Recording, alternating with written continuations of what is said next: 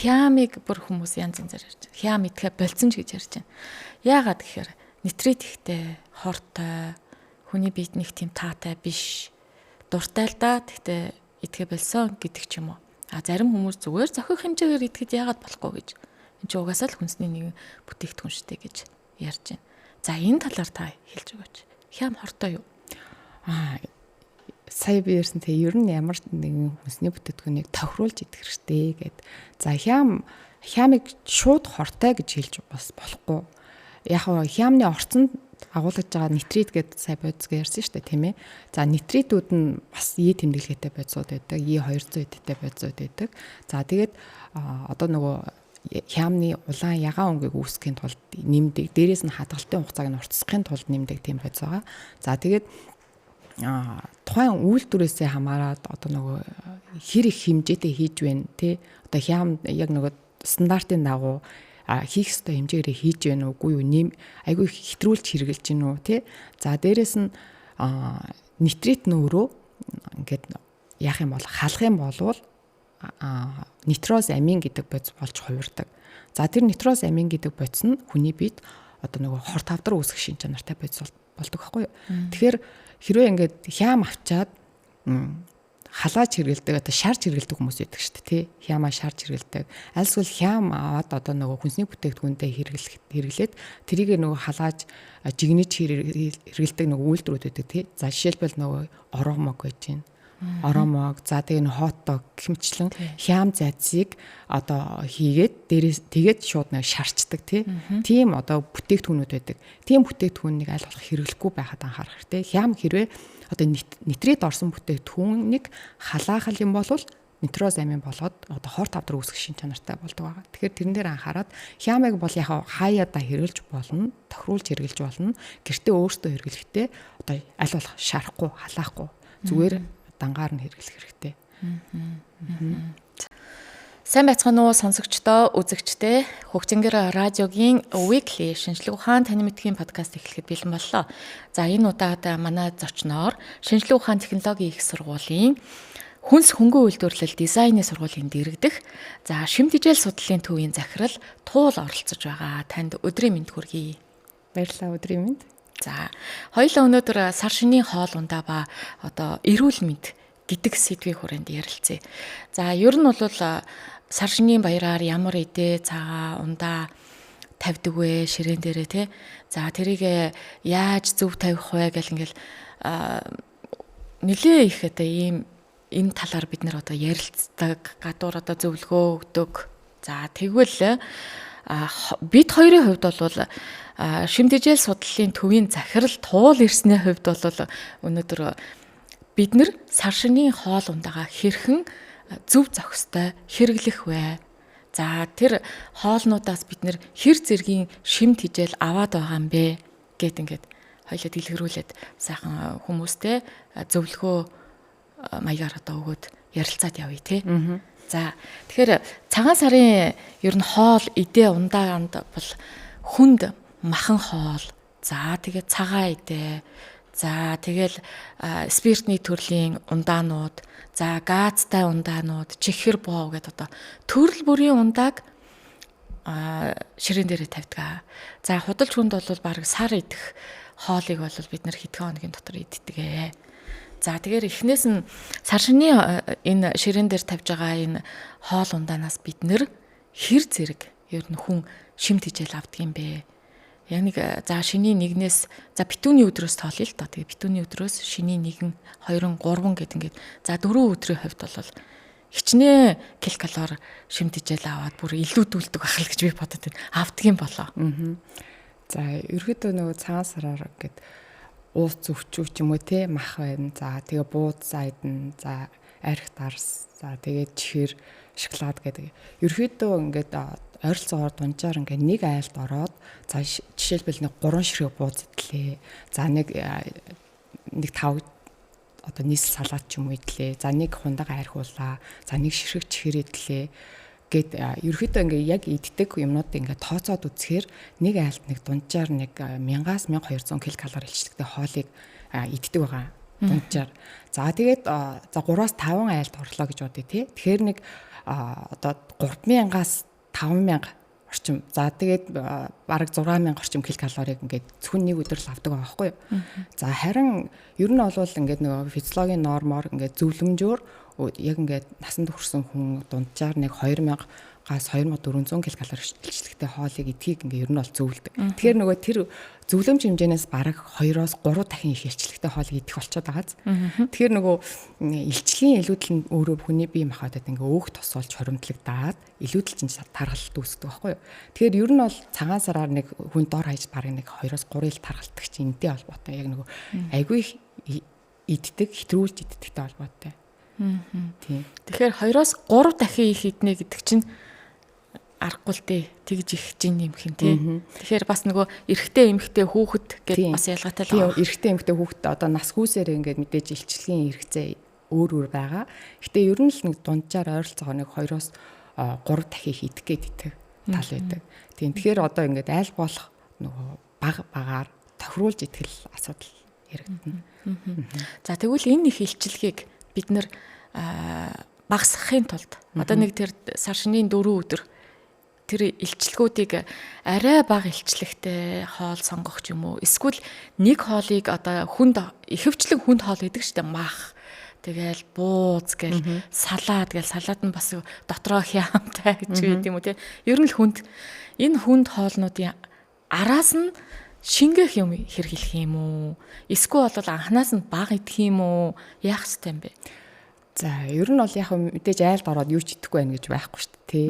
Дор хаяжлах уран бууз идэн тэгэл одоо янз янз юм хэрэглэнэ. Гэтэ тэрийг айл болох боломжоор бага. За тэгээд одоо жишээлбэл хооронд нь айл болох нөгөө илчлэг багтаа юмнуудаа хоол хүнсээ тохируулж идэх хэрэгтэй. Жишээлбэл одоо буузны араас одоо нийслэл салаад идэх үү, альсвал одоо байцааны салаад ч юм уу, шинэ ногооны салаад гэх мэт одоо ногоо өнгийн ногоо орсон майно зороогүй хоол одоо салаад идвэл илүү тохиромжтой. Яг тэгэхээр одоо майноз чи өөрөө айгүй тийм тослог ихтэй, илчлэг ихтэй одоо бүтээгдэхүүн баггүй юу. Тэгээд илүү тэр нөгөө одоо нийслэл салаад жишээлбэл төмөс, хям, одоо майноз орлоо, өндөг гэдэг айгүй их нөгөө илчлэг өндөртэй салаад байдаг. Тэгээд жишээлбэл одоо 100 г нийслэл салаад 150-аас 200 ккал илчлэгтэй байдаг. Харин 100 г зүгээр байцааны салаад гэтэл 60-аас 70 ккал илчлэгтэй, 2 дахин бага илчлэгтэй байдаг. Тэгэхээр та одоо буузтай нийслэл салаад идэх үү, байцааны салаад идэх үү, тэгээ шинэ ногооны салаад идэх үү гэдгээ бас өөрөө ингээд яах хэрэгтэй, одоо зохицуулах хэрэгтэй. Тэгээд хоёрдугаарт нөгөө шинэ ногооны салаад, байцааны салаад, ер нь ногоо орсон салаад нь нэгдүгээрт илчлэг багтаагаас гадна, хоёрдугаарт одоо ингээд эслэгийн агуулмж ихтэй. Эслэг маань өөрөө нөгөө гизний гөрүүлзэх хөдөлгөөнийг сайжруулдаг гэж байдаг шүү дээ. Гизний гөрүүлзэх хөдөлгөөнийг сайжруулна, биеэс холестерин, ортобицуудыг зайлуулна гэд ач холбогдол маш өндөртэй. Тэгээд дээрэс нь ер нь ногоо өнгийн ногоочин хүний бие махбодыг ингээд цэвэрлэж өгч идэг, цусыг цэвэрлж өгч идэг тийм ач холбогдолтой хүнс идэг байхгүй. Тэгэхээр аль болох одоо та хүнд хоолны дараа, буузны дараа, махтай одоо өөх тостой мах эзний дараа ерөөсөө майно зороогүй тэр нөгөө илчлэг өндөртэй салаад биш, харин тэр ногоо орсон хөнгөн салаад идэж явах хэрэгтэй. Гэх мэтчлэн ингээд ямар хүнс илүү ингээд илчлэг багтаа вэ, илүү ач холбогдолтой вэ гэдгээ өөрөө сонгож идэж болно. Тэгэхээр бид нар энэ айлд ороод за нэг 3 бууз, за энэч тэдэн калори доо гэж ингэж тооцож чадахгүй шүү дээ.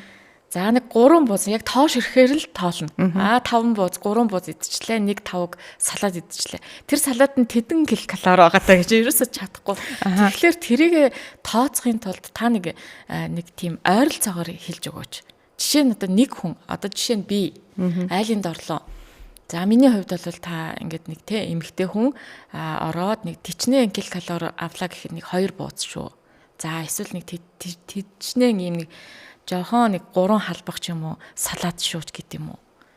Иймэрхүү хэмжээгээр нь ойролцоогоор хэлж өгч болох уу? Тэгэхэд хэцүү юу? Ер нь бол болно л доо. За нэг бууцны нэг том жижигээсээ хамаарна тий. Одоо жишээлбэл нэг дундаж нэг бүрхий бууз байлаа гэхэд нэг ер нь бол нэг ширхэг бууз 50-аас 60 ккал байт юм уу тий. Тэгэл одоо 3 бууз байлаа гэхэд нэг 200 орчим ккал хэмжлэн 180-аас 200 орчим ккал хэмжлэн байдаг. Тийм. Тэгээд түрүүн хэлсэнтэй нэг 100 г нийслэл салаад нэг 150-аас 200 ккал илчлэгтэй. Одоо орцноосоо хамаарат. За харин 100 г байцааны салаад 60-аас 70 ккал. Нэг ширхэг юм одоо шоколадтай чихэр 70 орчим ккал байдаг. Өөх тийм. Тийм. Шоколад одоо чихэр чи өөрөө нөгөө нүүрс ус ихтэй, бас тостой. Ер нь бол илчлэг өндөртэй бүтээгдэхүүн байдаг.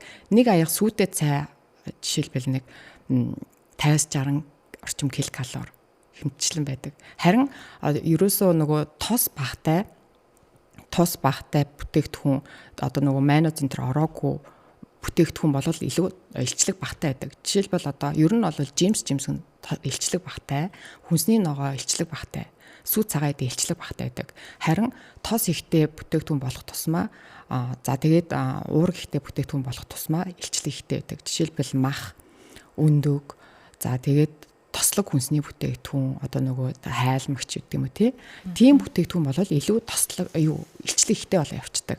Өөх ихтэй мах илүү илчлэг ихтэй, өөхгүй мах бол илчлэг багтай гэмчлэн байдаг. Ер нь өөх тос ер нь илчлэг ихтэй байдаг байхгүй юу?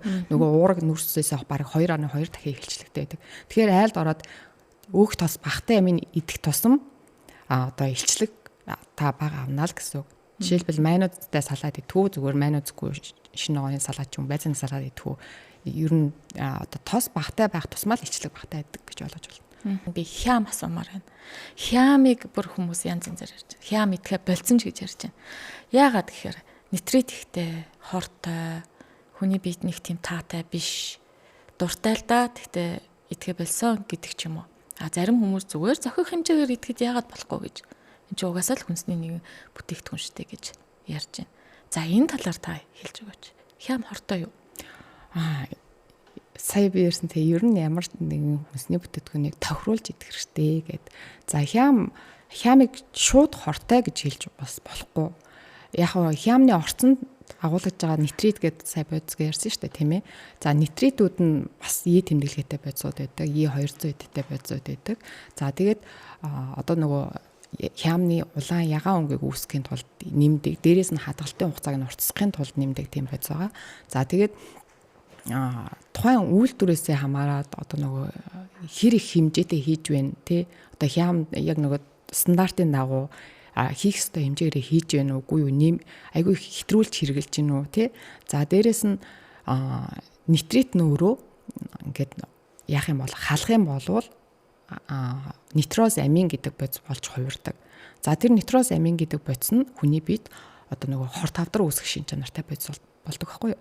Тэгэхээр хэрвээ ингээд хям авчаад халааж хэрэгэлдэг одоо шарж хэрэгэлдэг хүмүүс байдаг шүү дээ тий хямаа шарж хэрэгэлдэг альсвал хям аваад одоо нөгөө хүнсний бүтээгдэхүүнтэй хэрэглээд тэрийг нөгөө халааж жигнэж хэрэгэлдэг нөгөө үйлдвэрүүд байдаг тий за жишээлбэл нөгөө ороомог байж гин ороомог за тэгээ хотдог гэмчлэн хям зайцыг одоо хийгээд дээрээс тэгээд шууд нэг шарчдаг тийм одоо бүтээгдэхүүнүүд байдаг. Тийм бүтээгдэхүүнийг аль болох хэрэглэхгүй байхад анхаарах хэрэгтэй. Хям хэрвээ одоо нитрит орсон бүтээгдэхүүнийг халаахал юм бол нитроз амин болоод одоо хор тавдар үүсгэх шин чанартай болдог байгаа. Тэгэхээр тэрэн дээр анхаарад хямыг бол яг хаяада хэрэглэж болно, тохируулж хэрэглэж болно. Гэртээ өөртөө хэрэглэхдээ одоо аль болох шарахгүй, халаахгүй зүгээр дангаар нь хэрэглэх хэрэгтэй. За баярлалаа. За дараа нь асуух зүйл. Бид нэр ингээд сар шингийн баярт одоо ингээд 4 өдөр шахуу 5 өдөр ч юм уу. За мэдгүй ямар ч үсэн ойролцоогоор юм. Нөгөө ууцаа тасалгааны температурт маха ингээд байлгаад идэг. Ууц өвчүүгээ.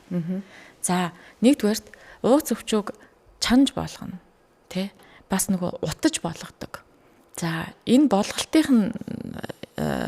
болголтоос шалтгаалаад бас өөр байж магадгүй юм. Хүний биед нөлөөлөх байдал нь. Хоёрт гэвэл температур яг энэ юуны тасалгааны температурт ингэж удаан байсан. Одоо энэ мах болоод одоо босод хүнсний бүтээгдэхүүн. За жишээ нь махыг ингэж хүн идэхэд зүгээр үү? Та энэ талаар ярьж өгөөч. За чанж болгох, утаж болгох хоёр хоорондоо мэдээж ялгаатай. Одоо нөгөө чанж болгох чинь утаж болгохоос илүү нөгөө одоо өвчин үүсгэж бичил битнүүдээр бохирдох нь илүү их болчдаг. Утга нь ингээд нөгөө тэр тэнд байгаа нөгөө шүүсийг, усыг арай багасгаж байгаа гэсэн үг шүү дээ, тий. Харин чанж болгох чинь ямар ч тийм нөгөө юуг бичил битний устгах тийм юу процесс руу явагдахгүй байгаа гэсэн үг байхгүй.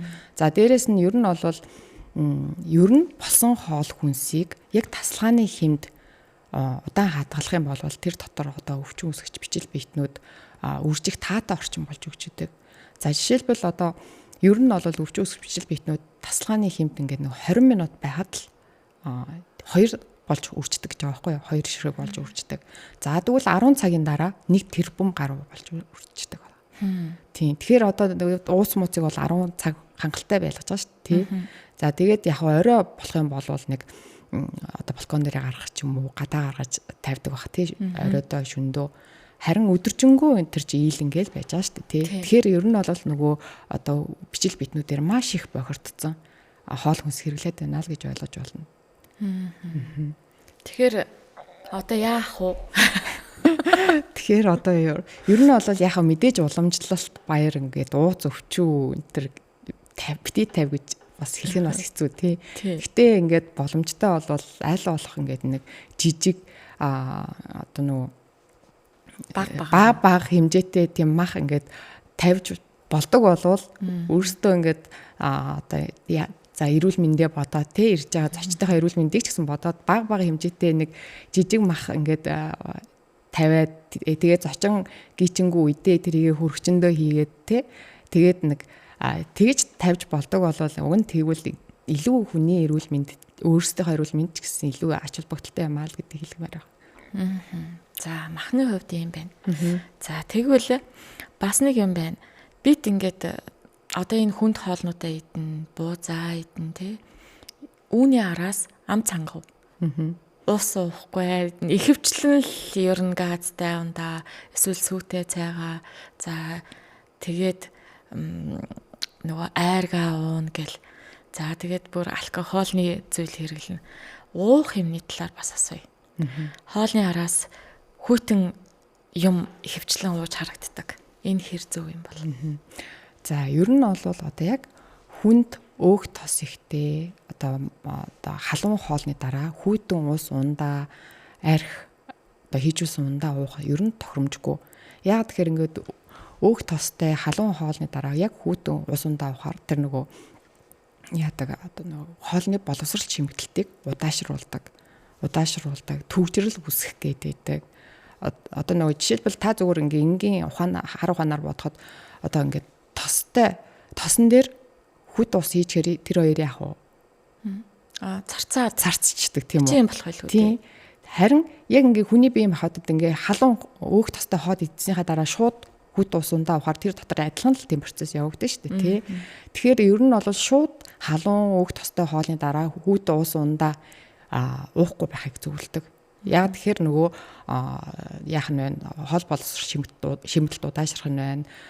За тэгээд төгжрөл үүсэх магадaltaй байх нь байна. Дээрээс нь нөгөө ходоод цөс нойр булчирхай одоо цочирдаг. Тэгээд одоо нөгөө өрөвсдөг. Одоо нөгөө яг цагаан сарын дараа одоо ингээд харахаг хууж өвчтэй хүмүүсийн өвчин их сэдрэх тохиолдлууд их байдаг. Тийм болохоор нөгөө яг нөгөө их одоо хүнд хоолны дараа ингээ хүт ус ундаа уснаас ч юм уу эсвэл маш их одоо хэмжээтэй хоол их хэрэглэснээс болоод нөгөө хууж өвчин их сэтэрдэг. Тэгэхээр яг нөгөө халуун хоолны дараа хүүтийн муухгүй байхыг маш их сайн зөвлөдөг. Тэрэ хүүтийн юм уумар санагдаад байвал ер нь хэдэн минутын дараа ч юм уу уух хэрэгтэй. Хоол идснээс хойш ер нь бол 1 цагийн дараа юм уухыг зөвлөдөг. Хоол идэхээс 30 минутын өмнө хоол идсний дараа 1 цагийн дараа юм уухыг зөвлөдөг. Юу ч хамаагүй ус ч хамаагүй юу? Тийм ус тэр чинь 1 цагийн дотор бас нэг тодорхой хэмжээгээр нөгөө цаашаа боловсрсон байгаа шүү дээ тий. Харин яг хоолтой хамт ер нь бол нэг одоо юм уухыг зөвлөдөггүй. Тийм. Тэгээд хэрвээ уухаар бол мэдээж одоо цагаан сараар айлд орчоод цай уухгүй байх гэж байхгүй шүү дээ тий. Одоо юм уухгүй. Хэрвээ хоолтой хамт уухаар бол халуун цай халуун одоо бүтээгдэхүүн сүү бишээ ус ч юм уу тий ууж болно. Тэгээ ер нь бол ингээд та хоолоо ингээд тэр их идсэн хоолоо шингээхийн тулд хоол хоорондоо одоо айл майлаар ороогүй дэ ч юм уу халуун бүлийн шингэн ус. Халуун бүлийн шингийн юм сайн авах хэрэгтэй. Тэгвэл хоолны шингэц хурдан Тийм явагдах. сайн явагдана. Бас нөгөө алкогольны төрлийн зүйлүүд бид нэр хэрэгэлдэг. За арх байна. За зарим хүмүүс одоо ширээн дээрээ пив тэгээ шар ариг тавьдаг. За тэгээ өөр юу байна? Айраг байна. За айраг бол яг цагаан эдэ гэдэг тал руугаа орж болох юм да тий. Эдгээр зүйлсийг одоо алкогольны төрлийн зүйлсийг хэрэглэх нь зөв үү? Эсвэл мэдээж бас зохих хэмжээгээр хэрэглээд ингээд яваа гэх үү?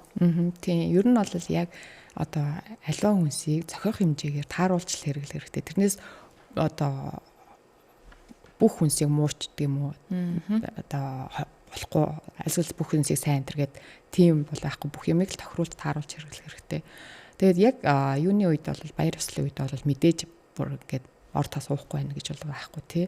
Тэгээд тааруулж хэрэглэх хэрэгтэй. За дээрэс нь сая ярьсан тий нөгөө халуун өөх тостой хоолны дараа хүүтэн ус ундаа одоо арх ялгаагүй шүү дээ. Арх ялгаагүй ингээд уух юм бол бас тохиромжгүй. Гэхдээ хэрвээ яг уух шаардлага гарах юм бол маш багаар жишээлбэл одоо нэг 50 грамаас хэтрүүлэхгүй. Айраг их ч гэсэн үү? Тийм, айраг ч гэсэн. Уг нь бол яг айрагч уг нь өөрөө ингээ маш ач холбогдолтой бүтээгдэхүүн шүү дээ. Ачигтай бичил биднийг агуулж идэг тий. Бүтээгдэхүүн уг нь бол уух хэрэгтэй. Гэтэ яг нөгөө одоо нөгөө хүнд хоолныхаа дараа, буусныхаа дараа, өөх тостой махныхаа дараа ингээд хэмжээгээр одоо нэг том аягаар энэ уух бол тохиромжгүй. Харин зүгээр бага хэмжээгээр аамсч ч юм уу тий.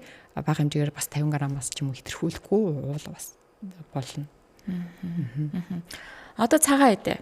Би одоо ширээн дээр байдаг юмнуудаа яриад байгаа шүү дээ. Эхнээс нь цагаан эдэнд бид нар чи юу тавьдаг гэлээ. За цагаалга байна, ааруул байна тий.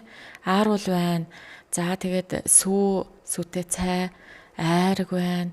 За тэгээд холсон тос байна гэд ингээд цагаан эдэ мэдээж хүний биед хэрэгтэй. Маш гоё манай монголчуудын уламжлалт эдэ ундааны тоонд ордог. Гэхдээ сар шинийн баяраар тэр олон эдэ ундааны дунд тэр холсон тосыг хамт эдэ тавил яах вэ гэдэг асуудал бас би зүгээр хар ухаанаар бодохоор энэ бас арай л хүнд болох юм шүү гэж бас бодогддөг юм аа. Тэгээ цагаан эдэний хувьд ер нь бол бас танаас асууя. Сар шинийн баяраар өглөөд нэг иймэрхүү юмнуудаа идээд тий цагаан эдэг ч юм уу одоо юу гэдэг хүнд хоолой ч юм уу идээд өдөр нь энийг идээд оройн тэрийгэ идээд байвал уг нэг зүгээр юм аа гэж бас хэлвэл цагаан эдэг нь хаана орох вэ? Цагаан эдэг ер нь бол өглөө орвол зүгээр одоо нөгөө цагаан эдэг сая нөгөө хайлмаг ярьсан шүү дээ тий цагаан эдийн дотор нөгөө хайлмаг ер нь тослог хүнсний бүтээгдэхүүн илүү их илчлэгтэй байдаг гэх төрөнсөн тийм ээ. Тэгэхээр нөгөө өглөөдөө аль болох нөгөө тослог хүнсний бүтээгдэхүүн илчлэг ихтэй хүнсний бүтээгдэхүүнээ идээд за тэгээ өдөр болвол одоо бас одоо нэг уургалаг хүнсний бүтээгдэхүүн тий одоо нөгөө бас аминдын мэрц зүйцээр баялаг хүнсний бүтээгдэхүүн гэх мэтчлэн ер нь энгийн үед ч гэсэн тий оройдоо болохоор аль болох илчлэг багтай хялбар шимэг түйз хөнгөн за тэгээд илүү нөгөө шүл устай ч гэдэг юм уу хоолоо идвэл бас зүгээр. Гэтэ яг цагаан сарын үеэр бол бас хэцүү болох гэдэг тийм. Тэгэхээр хайлмаг хэрвээ ингээд байх юм бол өглөөдөө ер нь идвэл зүгээр. Тэр чинь нөгөө илүү их илчлэгтэй. Тэгэхээр нөгөө ер нь бол нөгөө илчлэгтэй хүнсийг аль болох өглөөдөө идээд өглөөчин идсэн хоол өдөржингөө ашиглагдана тийм ээ илчлэг нь ашиглагдана. Харин орой идэхээр нөгөө илчлэг нөгөө ашиглагдахгүй ингээд одоо нөгөө оройн хоол идчихэд хэрвээ ингээд нэг 2-3 цаг суугаа ч юм уу байдалтай байхгүй ингээд хүмүүс хоол идчих шууд хэвтчихдэг тий. Хоол идчих шууд хэвтчихэл юм бол тэр хоол хүнс одоо нөгөө боловсролт нь чимэгдэлт нь удаашрдаг. Тэгээ нөгөө илчлэг нь задрахгүй байснаас болоод эргээд хүний бид нөгөө илүүдл өөх тос болж хоримтлагдаад тархалт үүсгээд идэх байхгүй юу. Тэгэхээр ер нь бол хүнд өөх тостой тийм нөгөө илчлэгтэй хоолыг аль болох өдөр юм уу өглөө идэх. Ялангуяа өглөө өдөр идэх хэрэгтэй. Харин орой аль болох илчлэг багтай хөнгөн хоол идэх хэрэгтэй. Тийм. Тэгэхээр цагаан сараар одоо хэрвээ ингээд хайлмаг хайлцсан айл байх юм бол өглөөдөө байвал тааруул идвэл зүгээр. Өдөр оройдоо идэх юм бол энэ хоолыг энэ бүтээгдэхүүнийг энтэй хольж идээрэй. Энийг энэнтэй идвэл болохгүй гэд нэг юм хоол хүнсний хоорондын зохицол гэж байдаг тий. та бас энэ талаар нэг бас тавчхан ярьж өгөөч. Жишээ нь одоо махыг ийм юмтай хольж идвэл танд айгүй гоё шимт хичээлээ өгөөд тэг ингээд хэрэгтэй зүйл. Махыг харин тийм зүйлтэй холиод идчихвэл энэ эсрэгээрээ таны биед ингэж хүнд одоо болноо, хортой болно гэх юм уу, юу гэх юм. Ингэж нэг хоорондын зохицлоодыг хэлж өгвөл. Жишээ нь одоо яг сар шөнийн баярын энэ дээр ингээд идэ ундаад илэгдсэн байлаа гэхэд би бүгднгөөс нь аваад идэж авахгүй. Энийг энтэй холчих юм бол миний биед шингэцтэй хэрэгтэй гэд ингээд идвэл бас их зүгээр юм уу? За ер нь бол яхаа түрүүн хэлсэн те нөгөө хүнд өөх тостой олны дараа нөгөө майонез ороогүй салаад иднэ гэдгсэн те. Тэр яг тэрэн шиг нөгөө мах бууцны дараа та одоо ногоо орсон салаад идвэл тохиромжтой. За яагаад тэгэхээр одоо хүн тоол мах буузны дараа мах чи уурга ихтэй хүнсний бүтээгдэхүүн тий уурга өөх тос ихтэй хүнсний бүтээгдэхүүн. За тэгвэл тэр маханд дээрээс нь нөгөө одоо төмөр агуулгаж идэг тий. За тэр төмрийн шимэгдэлтийг С аминд одоо сайжруулж өгч идэг байхгүй юу. За С аминд тэгвэл юунд байгаа вэ? Ногоонт ч байдаг, жимсгэн ч байдаг. Тэгэхээр та одоо хүн тоол тэр махны дараа буузны дараа ногоо орсон салаатаа идэх нь байна. За шар улаан өнгийн ногоо орсон салаад бас идэж болно. За мөн бас одоо нөгөө мандрин ч юм уу, жүрж ч юм уу тийм жимс бас байвал идэж болно. Ер нь одоо махтай хүн тоолны дараа одоо С аминд орсон хоол хүнс одоо шар улаан ногоон өнгийн хүнс орсон хоол хүнс хэрэглэх юм бол тэр төмрийн шимэгдэлтийг сайжруулж өгдөг байна. За харин ер нь махтай өөх тосгтой хоолны дараа яг нэг уг нь бол байнга л хэрэгэлдэг нөгөө цагаан сараар байнга хэрэгэлдэг юм их хооронд нь болохгүй гэж ярих гэдэг юм л да. Жишээлбэл нөгөө сүтэ цай мах хоёр чинь хоорондоо бас зохицохгүй гэж ярьдаг шүү дээ. Яагаад тэгэхээр нөгөө махан чин төмрө гэж байдаг гэсэн ярьсан тий. Төмрийн шимэгдэлтийг одоо нөгөө танин гэж байдаг. Тэр танин бас бууруулж өгч идэг. Цайнд агуулгадаг танин гэж бууруулж өгч идэг. За бас одоо төмрийн шимэгдэлтэй ер нь бол нөгөө сүүний сүү бас бууруулж өгч идэг. Тэгээ хоорондоо ер нь бол одоо нөгөө уурган зогцдгоо. Тэгээ би энэ одоо нөгөө мах бол хүчлэг орчинд бид шимэгддэг, шингэдэг. За сүү болохоор сармаг орчинд шингэдэг. Тэгэхээр нөгөө хоорондоо холилцохоор бас шингэлтэнд бас буурч өгч идэг. Тийм. Тэгээд ер нь бол нэг яг хооронд нь холиод идчихээр зохимжгүй байдаг. Харин ингээд нөгөө урд хойно оруулаад ч юм уу тий эхлээд сүйдээ цагаа уучаад нэг 5-10 минутын дараа бууцаагаал идэж болно. Тийм. Тэгээд хоол идсний дараа шууд бас цай уухгүй хахад. Түрүүн хэлсэн шүү дээ хоол идсний дараа уг нь бол нэг цагийн дараа уудаг. Гэтэ айлд очичвал би цагийн дараа цай уунаа гэд сууганаас хайшин тий. Гэтэ хоол идсний дараа аль болох багаар л ууж болно. За чихэрлэг хүнс ярэ. Тэгэхээр чихэр бол зайлшгүй айл алганы ширээн дээр байдаг. Тэгэхээр чихэрлэг хүнсийг бас хүүхдүүд дийлэнх нийтдэг. Тэгэхээр чихэрлэг хүнсийг хэр зэрэг бас хэрэглэх хэрэгтэй байдаг вэ? Бид нар бол зүгээр хоолны араас нэг амттай идчихвэл их аятайхан байдаг даа гэл. Голцсон эмэгтэйчүүд бол тэгж ярьдаг байх та. Тэгээд чихэрлэг хүнсний талаар бас ярьж өгөөч. За цагаан сараар бас нөгөө ер нь хүүхдүүд ингээ хоол идэхээсээ илүү чихэр амттан бас идэх гээд идэв шүү дээ тий. Ер нь бол хүүхдийн одоо сахарын хэрэглэж болох хэмжээ нь 25 г-аас хэтрэхгүй гэдэг багхгүй юу. За тэгээд ер нь цагаан сараарч бай ер нь хүүхдүүдийн нөгөө чихрийн хэрэглээ ер нь бас их хэтрэх гээд байдаг. Тийм. Тэгэхээр та одоо нөгөө цагаан сараар одоо хүүхдүүдтэй аль болох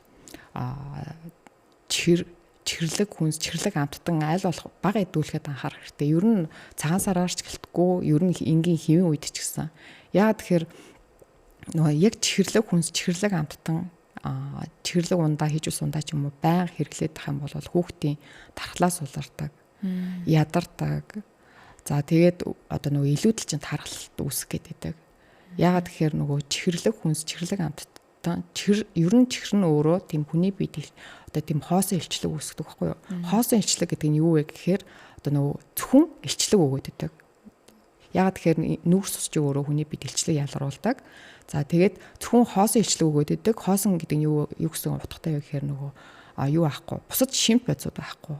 Одоо нөгөө уураг амин дэм мэрц байцууд байхгүй, зөвхөн илчлэг л өгөөд идэг. Тэгэхээр нөгөө шаардлагатай шимт байцууд нь байхгүй болохоор хүүхдийн дархлаа сулардаг байна. Ядардаг. За тэгээд дархлаа сулрахаар жишээлбэл одоо нэг ханиа томууд өртөх гэдэг. Тэгэхээр нөгөө хүүхдүүд одоо баяр ёслолын үеэр, цагаан сарын үеэр илүү их чихэрлэг амтан чихэрлэг хүнс идээд нөгөө бусад хоол хүнсээ идэхгүй хахаар яг тухайн үедээ одоо дархлаан сулраад ханиа том хүрэх эрсдэлтэй. Тэгээ олон айлаар очиж байгаа тий, олон хүнтэй харьцаж байгаа. Тэгэхээр нөгөө яг тухайн үедээ астан жоохон дархлаан суларснаар ядраад нөгөө дархлаан сулраад үлээ ханиа том хүрэх эрсдэлтэй. Тэгэхээр хүүхдүүдтэй нөгөө яг цагаан сарын үеэр бол нөгөө хоол идүүлэхэд анхаарах хэрэгтэй. Тэгээ нөгөө чихэр шоколад амттны хэрэглээг нь аль болох багасгаад хоол идүүлэхэд нь анхаарах хэрэгтэй. За тэгвэл бид нар сар шингийн баяраар өглөө босоод өглөө хэсэгтээ бол нэг цагаан идэ те нэг хүнд хоолнуудаа идээд тэгээд өдөр нь нэг махан хоолоо идэх үү? Тийм махан хоолоо бууз. Оройн юу идэх үү? Орой ингээд яавал зүгээр үү? Мэдээж айлд очихгүй гэртээ байдаг бол орой айл болох хөнгөн хоолоо та өдөр одоо айл очиод ингээд хоол мол янз юм идсэн маа штэ тий. Орой бол айл болох одоо нэг 6-аас юм уу 7-оос хойш айл болох хоол идэхгүй байхад мэдээж өдөржингөө идсэн юмт нь орой гис одоо амрах хэрэгтэй штэ тий. Орой 7-оос саадлан 7-оос хойш юм идэхгүй. За эдгээр бол зүгээр шүл устай хөнгөн хоол идэх хэрэгтэй. Тий. Тэгээд тэгээ хоол эзнийхээ дараа аль болох 2-3 цаг суугаа байдалтай байх. Шууд хоол ичээ хөвтөхгүй. Манайхан ч айгүй хоол ичээ шууд хөвтдөг байхгүй юу. Тэгээ хоол ичээ шууд хөвтгэл юм бол тэр хоол боловсралт маш удаан явагдана. За тэгээд нөгөө гиз ходоод жишээлбэл хөвтэй байдалд орчхоор нөгөө ходоодны хүчил ходоодонд агуулдаг тунууд чинь нөгөө буцаж улаан хоолоор руугаа урсснаар одоо нөгөө ходоод цээж хорсох шинж тэмдэглэрдэг тий цээж хорсдог. За хэрвээ ингээ байнга хоол ичээд хөвтдөг тийм дадал зуршилтай хам бол нөгөө ходоодны хүчил чинь улаан хоолоороо байнга урсдаг болчин тийм үү. Тэгээ цээж хорсдог. Дээрэс нь нөгөө улаан хоолойны нөгөө шархлаа үүсгэх эрсдэлтэй байдаг. Тэгэхээр орой хоол эзнийхаа дараа аль болох хөвтөхгүй 2-3 цаг заавал суугаа ч юм уу байдалтай байх хэрэгтэй. Тэгээд орой аль болох хөнгөн шүл устай хялбар шимэгдэхүйц тийм хоол идэх хэрэгтэй. Ер нь бол оройн хоол чинь өдрийн нийт хоолны хамгийн бага хувийг эзэлж явах хэрэгтэй.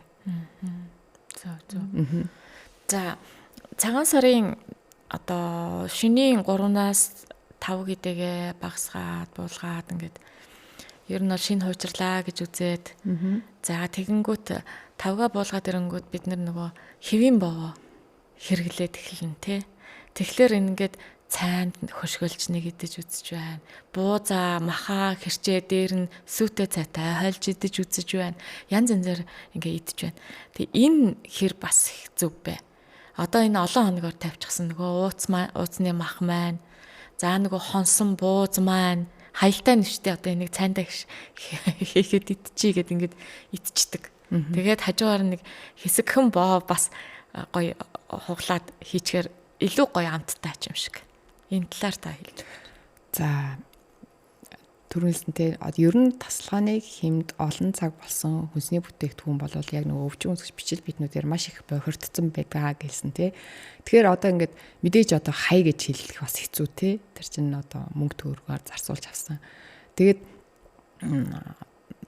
хэрвээ ингээд та идэхээр бол одоо нөгөө юугаа ууц өвчүүний маха хөлдөөгчөндөө хийгээд хөлдөөж аваад тэгээд багаар гаргаж ирэхдээ гүйцэд ингээ маш сайн одоо яах хэрэгтэй чанаад жигнээд халуун боловсруулалтанд оруулж ийн гэсэн үг шүү дээ тий.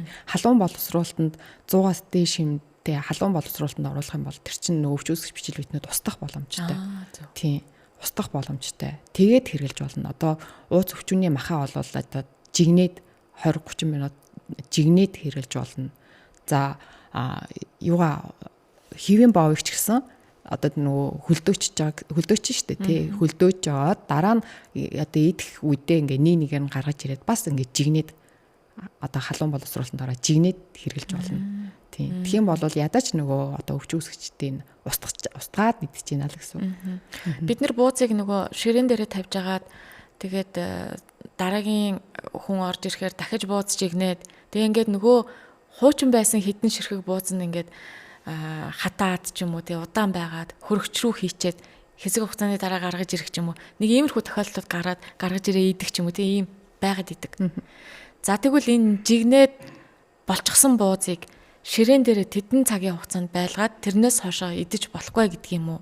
Эсвэл хөрөгчөндөө тодорхой хэмжээгээр ингээд байлгасан тэдэн цаг байлгаж хагаад идэж болно гэх үү? Буузыг жигэнцэн буузыг яг яаж идэх вэ? Одоо нөгөө яг нөгөө мэрэгчлийн манай эрүүл ахуйч нар сонсох юм бол намайг яг цаг энэ хахаар болох гэдэг байхгүй юу? Одоо ингээд амар олон цаг тасалгааны хэмд байцсан хоолыг чи барыг дахин ид гэлээ гээд. Одоо ер нь бол ингээд мэрэгжлийн хүмүүс ингээ олон цаг тасалгааны хэмд байцсан хоол хүнсийг шууд хайл гэдэг байхгүй юу? Гэтэ ингээд хоол хүнсээ хай гэж хэлэх бас хэцүү болох гэдэг шүү дээ. Тэгэхээр олон цаг гэхээр хэдэн цаг байх вэ? Ер нь бол 2-оос дээш цаг тасалгааны хэмд байсан хоол хүнсийг хэрэглэхгүй байхыг зөвлөдөг. Тийм. Тэгээд гэтэ ер нь бол нэг ууц хэвэн бовноос бусад хоол бол ингээд яг тасалгааны хэмд удаан байх одоо байлахгүй байж болно тий. Одоо хүн зочид ирээл явлаа бол шууд хөргөчөндөө хийгээ салаад бууз юу ч гэдэг нь тий. Хөргөчөндөө хийгээ таадгалж болно. За дээрэс нь бас нөгөө ер нь бол яг тухайн хүмүүсийнхээ тоонд ингээд тохируулаад жигэнж болно тий. Буузаа одоо урьдчилж асуугаа тий. Жигэнж болно. Тэгтээ илүү гарчаад байдаг. Тий, тэгээд нөгөө бас салаадаа ч гэсэн яг эрхийнх нь өмнөхөн одоо зураа ч юм уу тий бэлтгээд ингээд тавьж болно. За хэрвээ илүү гарчаад хам бол явсныхаа дараа шууд хөргөчөндөө хийнэ. За тэгээд өөртөө идэхээр бол дахиад жигнэнэ. Одоо нөгөө шинээр жигнэх нь. Үгүй одоо нөгөө хөргөчөндөө хийгээд хадгалсан байгаа буузаа өөртөө идэхээр хам бол дахиад ямар ч зүйл нэг 5-10 минут дахиж жигнээд тэгээд идэх хэрэгтэй. Нөгөө халуун боловсруулалт ялангуяа 100-аас дээш хэмд ингээд халуун боловсруулалт хийх юм бол тэр дотор байгаа өвчин өсгчүүд устгах боломжтой. Тийм. Бүр ингээд хонуулж мунулцсан яг нөгөө ширээ мөрөн дээр хонуулцсан бууз байх юм бол идэхгүй. Идэж болохгүй. Шууд хайх нь шүү. Тий хайна. Тэгэх нь. За бас нэг одоо ширээн дээр харагдаад байдаг зүйлсүүд бол хатаасан жимсгээ сүүлийн үед их тавьдаг болсон байна. Энэ хатаасан жимс ил задгай худалдаан дээр байгаа харагдаад байдгийн. Ер нь бол задгайл ингээл агаарт ингээд байж идэг. Тэгээ тэндээс нь хиллүүлээд грамлуулаад ч юм ингээ авч идэг харагдаад байдгийн. Энэ одоо бас шууд ингээ идэх зөв ямар боловсруулалтанд бас оруулаад эсвэл үгүй ядаж л угаагаад тавих уу? За бас эндээс авах илчилэг нь хэрэг байдгийм бэ. Жимс гэж бодоод байгаа ч гэсэн эн чинь нөгөө хатаасан жимс чинь бас айгүй их илчлэгтэй гэж би өмнө нь сонсч байсан юм.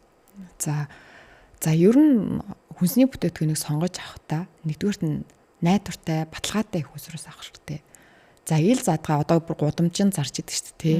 Гудамжин зарж байгаа тэр нөгөө хатаасан жимс одоо өөр юу байдгийг янз янзын хүнсний бүтээгдэхүүнийг юусоо авахгүй байх хэрэгтэй. Гудамжинд нэгдүгээрт одоо маш их тоос шороотой. Дээрээс нь тэр нөгөө бичил битнүүд бас байж байгаа тий. Нүдэнд харагдахгүй бичил битнүүд байж байгаа. Дээрээс нь нөгөө агаарын бохирдол. Тий агаарын бохирдол одоо нөгөө агаарт байгаа тэр нөгөө янз янзын хүнд металлууд гэдэг ч юм уу тий. Одоо энэ машины утаанаас ялгарч байгаа хар тугалах ч гэдэг юм уу тий. Гэх мэтчлэн зөвхөн бичил битэн гэхгүй одоо нөгөө хими бусад хортой бодисууд тэр хүнсэнд шингэсэн байх боломжтой байдаг. Одоо нөгөө хуучин мэргэжлийн ялтын газар гэж байсан тий. Мэргэжлийн ялтын газрын одоо нөгөө юугаар шинжилгээнүүдээр хяналт шалгалтуудаар өмнө нь одоо нэлээд хэдэн жилийн өмнө ингээд нэг бүр ингээд янз янзын жимс ингээд өвлөгцсөн нэг юунууд байдаг байсан шүү дээ нэг тэгээ уудан тэгээ үлгцсэн. Тийм уудан тэгээ үлгцсэн нэг жижигэн нэг павильон гэх юм юу гэх. Тийм газруудын ингээд нэг жимсэн ингээд судалгаа ингээд шинжилгээ хийгээд үзэхэд бүр маш их бохирдолтой байна гэдэг дүгнэлт гарсан байдаг. Тэгэхээр одоо тэр ялгаагүй ингээд одоо сүүлээд ингээд зүгээр худмаар явхад л ингээд бүр ил байждаг тий. Ядаж дээгүр нь юм ингээд хучаагүй ингээд нөгөө скотчор яагаагүй битүүлээгүй. Тэгээд бүр тийм жимсэнд бол бүр аимшигтай их бохирдол байж байгаа. Тэгэхээр хэрвээ одоо та ингээд хатаасан жимс ч юм уу янз янзын бүтээгдэхүүн авахаар бол заавал дэлгүүрээс хөргүүртэй газраас яг зориултын одоо газар хадгалж байгаа газраас хүнсний бүтээгдэхүүн авах хэрэгтэй. Тийм. За хоёрдугаар хатаасан жимс нь одоо яаж хатаасан бэ гэдгээс хамаардаг. За зүгээр нэг хатаасан бидний идэх хар чавгаа шүү дээ тий. За тэр бол гайгүй. За хатаасан чангаан тэр гэх мэтлэн жимс бол асуудал гайгүй багтай. За харин нөгөө ингээ гадуураа нэг юм сахарын түрхлэгтэй чим шиг тий нэг тийм жимснүүд байдаг тий. Тэд нар нь бол одоо илүү одоо нөгөө янз янзын хими бодистой байх магадaltaй. Дээрээс нь илүү их чихрийн агуулмжтай, нэмэлт чихэр орсон байна гэсэн үг шүү дээ. Нэмэлт чихэр орсон. Тэгээд илүү их нөгөө илчлэгтэй болчтой. Илүү одоо нөгөө эрүүл мэндэд сөрөг нөлөөтэй байх боломжтой. Илүү янз бүрийн химийн нэмэлт бодистой байх боломжтой.